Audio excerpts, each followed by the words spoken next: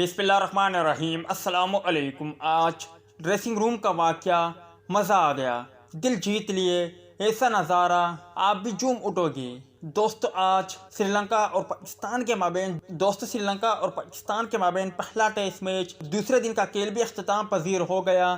یہاں پر پاکستان ٹیم کی پوزیشن بہت اچھی ہے۔ ساؤتھ شکیل کی جتنی تعریف کی جائے وہ کم ہے، کیونکہ ساؤتھ شکیل نے آج انتہائی شاندار بلے بازی کا مظاہرہ کیا۔ آج ساؤتھ شکیل نے ڈبل سینچری مکمل کی، مگر جو واقعہ اور جو خبر میں آپ کو بتانے لگا ہوں، یقیناً آپ کا دل بھی جھوم اٹھے گا۔ دوستو، ساؤتھ شکیل نے انگلینڈ کے خلاف 37 اور 76 رن بنائے، پھر اگلے ٹیسٹ میں 63 اور 94 رن بنائے، اور اس کے بعد تیسرے ٹیسٹ میں 23 اور 53 رن بنائے۔